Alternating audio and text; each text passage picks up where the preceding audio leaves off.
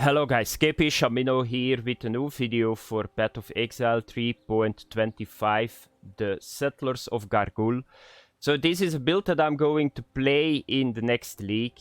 So I'm a melee player. I stopped playing Path of Exile for a couple of years, I think. Why? Because melee sucked, and I played already 6,000 hours Marauders alone, so I only play melee, but then I saw the patch notes and what they are going to do with the next expansion, and it was time to come back, because it's unbelievable how big the buffs are. I think that slams are back, Earthshatter is back, melee is back. If I see how they buffed it. So what you are going to see in this video, we are going to start first with gameplay, a tier 16 map. And you need to understand that I'm playing at the moment without all the buffs. And still it plays so good. Then I'm going to show you guys a text file with all the stuff that I got in the build and how it changed. I'm not going to go into depth, but I will show you guys it that you can just read it yourself, why I'm taking certain parts of the build. So, because otherwise you need to scroll through a million lines on patch notes. Then I'm going to show you guys Path of Building. Path of Building, we got a new tree, we got a new ascendancy, but the calculations are not yet there. Next week, probably, I hope before the release, we are going to get the numbers, and I will update Path of Building on that moment. But now I already can show you guys how you need to put the talent trees and all that stuff, that you can already see what my philosophy is behind the build. So enjoy the gameplay, and I see you guys in 2 minutes back for my text file.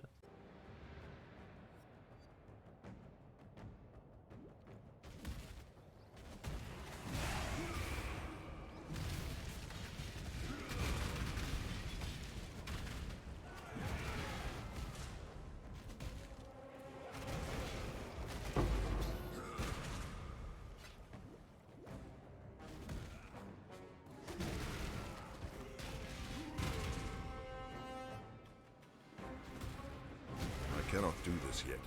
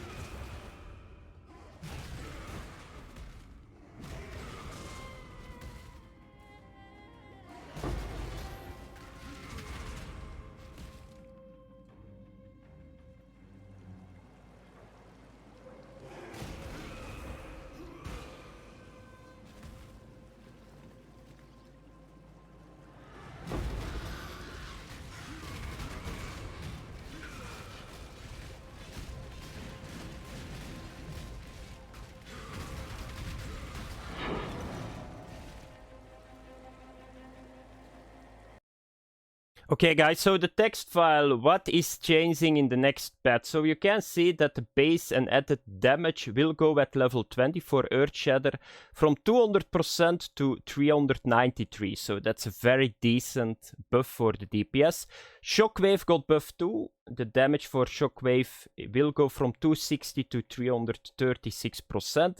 That's a very nice buff too. So I like Shockwave because it let explode the enemies. Then the endurance charges are going to change too, so you will get very easy endurance charges on a Juggernaut. I not only took Juggernaut for the endurance charges, accuracy, capping is really easy on it. You got no problem anymore with slows and all that shit. That makes it very cool too. But you can see what is changing on the endurance charges. So they are going to give now 4% physical damage reduction.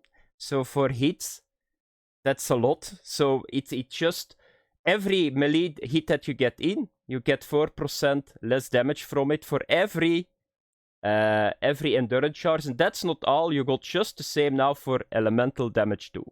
So that's a very big change. We got 5 at the moment, so that's 20% less physical damage and 20% less elemental damage that you will get.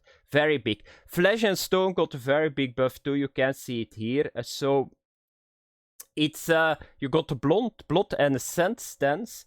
And now it will give 20% more physical damage if you're in blood at level 20. And it will give 90% less damage taken from nearby enemies. That's big. Straight on 90% less damage from nearby enemies. It's too good to be true, but this need to be in it.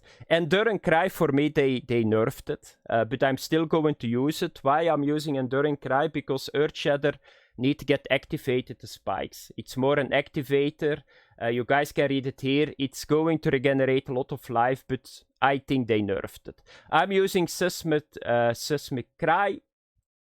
So you can see that the exerted are going to give increased area of effect. Very good. Infernal Cry I'm not going to use. Intimidating Cry, that's the one that the exerted do double damage. That's a no-brainer. They changed a couple of stuff on 2. It's now going to give increased movement speed, but I will keep it for just double damage. That's big. Double damage on just an exert attack, that's very big.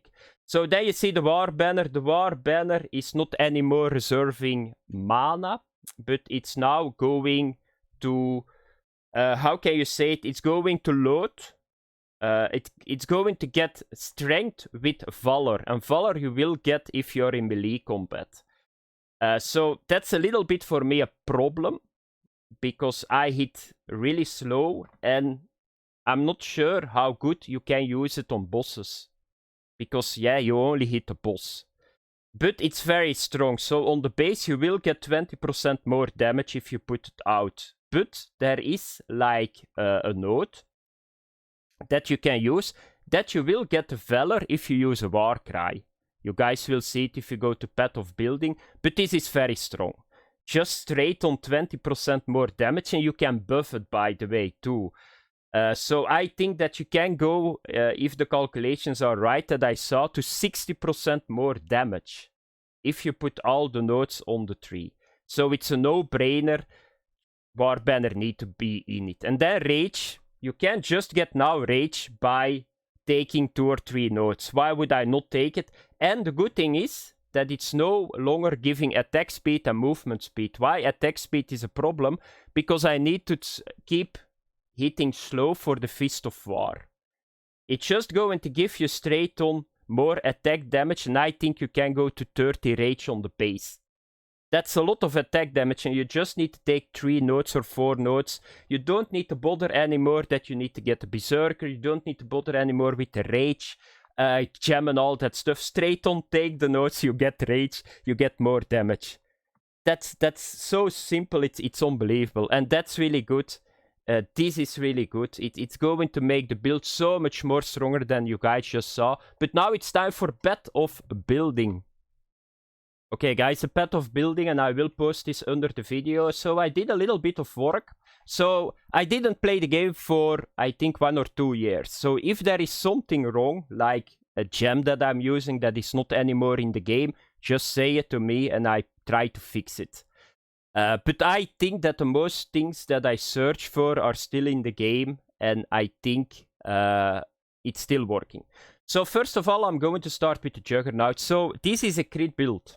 So it's not a Resolute Technique build, it's a crit build.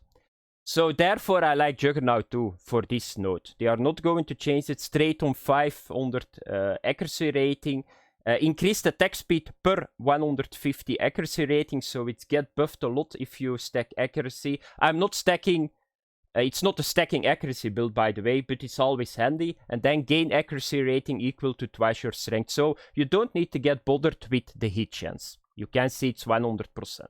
Then the next one, I like this a lot too. So you just cannot get stunned.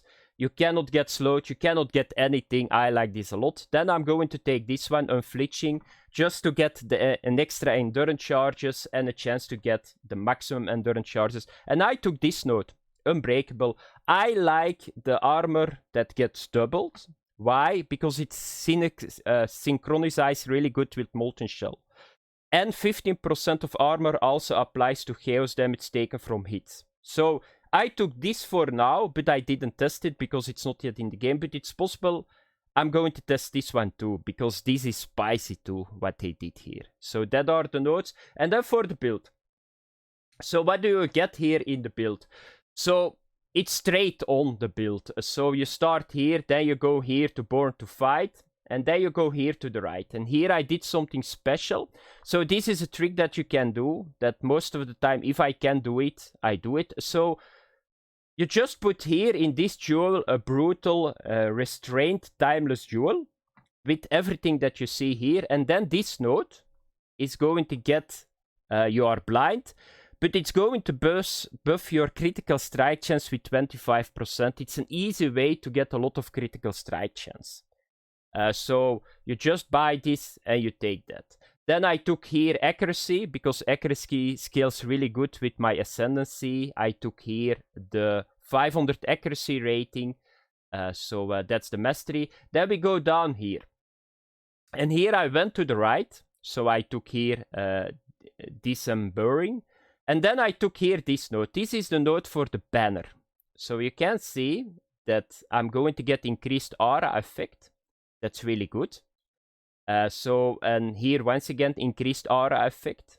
So it's going to increase the physical damage that you do. I think it's doing AoE too. And then I took this one. So I'm a little bit...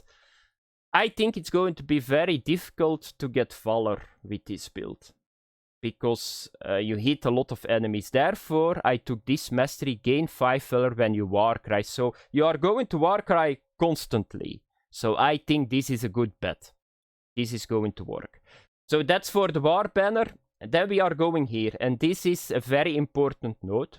Why did I take the cluster jewels here? So first of all, this one, Overlord. So I'm not going to take Fortify through this one, the mastery here. No, I take it by Overlord. So melee hits with maces, because I'm using a mace, is going to give Fortify. Then I took here this one too, Drive to Destruction, to get my Life Leech. Then here I took Heavy Hitter, and this I took too. I always take it with my Warcry, so Mob Mentality. So exerted attacks deal more damage, and Warcries have a chance to get Frenzy, Power Charges, and Endurance Charges. The Frenzy and Endurance Charges I already got, but I want the Power Charges too. And then I took this one too, Lead by Example, just to get Onslaught. If you Warcry, you get Onslaught, very simple. And then here I got Greensome Jewels, always the same, increase physical damage and life. And here I got another one, and here I got, in this jewel, I got my my mana leech, because you need to have that too. You guys can check it. And then we go to this area, a no-brainer too, maximum life. We go to this area, no-brainer too, for life. I like to have a lot of life. I'm an old guy player that we need the life. So 5,000 life on the Juggernaut is good. So this is this right side, and now I'm going to talk a little bit about this left side. Because now we got this here, and this is a very good node. So you can see that you got 8% reduced mana cost. And then the attack skill cost life instead of 10% mana cost. And once again reduced mana cost of attacks. And here you got 12% increased mana reservation, take that. It's a no-brainer too for me. Then here we got the first Warcry. So I took this node. One exerted more is very big. Take it. And I'm going to take 2 masteries. So remove all damaging ailments. Why? Because ailments will kill you in high tier maps. So every time that you use a Warcry, you will get rid of 1 ailment. Take that. Really true. Otherwise, you will die a lot. Then I take these nodes. Then we go to here. Here is a very important jewel too. Corrupted blood cannot be inflicted on you. Get this too. Corrupted blood is not funny. So just do it. Therefore, I took this one. This was an important too. An extra endurance charge, but for this one too. So be sure that you come from this way and not this way, otherwise you're not going to get regenerate 0.2% of life per second per endurance charges. This is, by the way, 1% because we got 5 endurance charges. Then we go here to the top, an old one but still good, Barbarism. I take this one. Then we are going to take all those nodes here for the Mace. Then we are going to take Crush enemies on hit with Maces and Scepters. Then we are going to this area. This is the second Warcry Mastery area. And here I take Recover 15% of life when you use a Warcry. Very strong. So it's like an extra HP potion. Then we take those nodes. It's a must for crit builds. Then we come here, and here is the node. So this is the only thing that I need to take to get rage. That's all. It's so funny and so easy to get now. So you can see here, gain 1 rage on a melee hit, plus 10 to maximum rage. And then I took this one. Warcries grant 1 rage per 5 enemy power up to 5. I'm not sure how that's going to work, but for me this is an extra. For 4, even if I get 10 rage or 20 rage, it does not matter. Every rage that I get is always better for the build. Then we go to the second cluster area. Here I took Battle Hardened. I took Master of Fundamentals. I took Furious Assault. A very big cluster to get more DPS, and you can stack 2 more jewels in it. That makes it very strong. I know at the start you cannot buy that, but is it needed? At the end game you can use that, yes, but it's just to make the build stronger. Then we go here to the right. Here we take those nodes, reduce cost of skills and a shitload of life again, and then we go to this area. You guys can see it here once again to buff the Mace. So at the moment, let me have a look. So we got 700,000 with the initial impact, but the shockwave is 300,000 too. And let me have a look. Can I get still the fissures here? So the spike damage is 500,000 too. So I put some things on. So my flasks are on. Power charges are on, frenzy charges are on, onslaught is on, and fortify is on, and concentrated ground. So it's really decent, but it will get buffed once that it will go a lot higher. If we got all the buffs, because War Banner is not here at the moment, it's not calculated. The rage is not here. The upgrade for base damage on Earthshatter is not here. But this is the build, guys. Check it out. I'm going to show you guys now to end the video a little bit the playstyle, how you need to do it, and I see you guys in a bit. Okay, guys, I'm now in the game, so I'm going to show you guys first the. Let me have a look. The Ventian. So I'm using this one, Soul of Arakali, and I'm using Soul of Shakari.